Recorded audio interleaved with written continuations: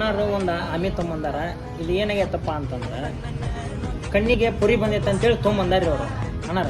ಹೌದ್ರಿ, ನೀವು ಪೊರಿ ಬಂದೈತೆ ಅಂದ್ಕೊಂಡಿದ್ದು ತಪ್ಪಲ್ಲ. ಅದು ಪೊರಿ ಅಲ್ರಿ, ಅದು ಚರ್ಮ. ಅದು ಚರ್ಮ ಇದಕ್ಕೆ ಹೆಚ್ಚಿಗೆ ಆಗಿರ್ತೈತೆ ಅಂದ್ರೆ ಹಗಲ ಮುಗ್ಲ ನೀರ ಬಿಟ್ಟಿರ್ತೀರಿ ನೀವು ಇದನ್ನ.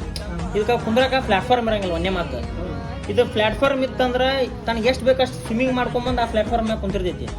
ಇದು ಏನಾಗೈತೆ ಅಂದ್ರೆ ಈಗ ಇದಕ್ಕೆ ಕುಂದ್ರಕ್ಕೆ ಪ್ಲಾಟ್ಫಾರ್ಮ್ ಸಿಗ್ಲಾರ್ದಕ್ಕೆ ಚರ್ಮ ದಪ್ಪ ಇದ್ದಿದ್ದು ತೆಳ್ಳಗಾಗಿ ಪೊರಿ ಬಂದಂಗೆ ಕಾಣಿಸ್ತೈತಿ ನಿಮಗೆ. ಹಾಗಾಗಿ ಇದಕ್ಕೆ ಮೆಡಿಸಿನ್ ಆಗಲಿ ಔಷಧ ಆಗಲಿ ಏನು ಇರಂಗಿಲ್ಲ.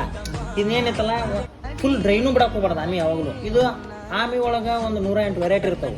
ಇದಾದ್ರಾಗ ಸಿಂಗಾಪುರ್ ಟೋಟೈಸ್ ಅಂದ್ರೆ ಆಮಿ ಉಭಯವಾಸಿ. ಇತ್ತ ನೀರಾಗೂ ಇರ್ಬೇಕು, ಇತ್ತ ಇದ್ರಾಗೂ ಇರ್ಬೇಕು.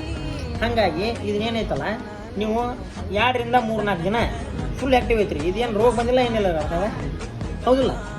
2 ರಿಂದ 3 ದಿನ ನೀವು ಅಂತಲ್ಲ, ಎಲ್ಲರಿಗೂ ಅಂತೀನಿ.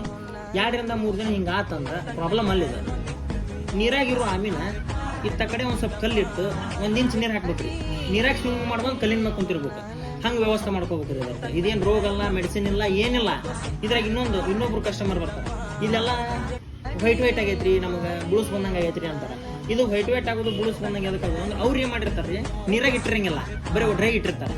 ಹಾಗಾಗಿ ನೀರಾಗ ಸ್ವಿಮ್ಮಿಂಗ್ ಮಾಡ್ಕೊಂಡು ಅಲ್ಲಿ ಕುಂದ್ರಂಗೆ ಪ್ಲಾಟ್ಫಾರ್ಮ್ ಮಾಡ್ಕೋಬೇಕಾಗೈತೆ ಅಷ್ಟೇ ರೀ, ಮತ್ತೆ ಏನಿರಂಗಿಲ್ಲ. ಇದ್ರೆ ಬಂದ್ ಮಾಡ್ರಿ.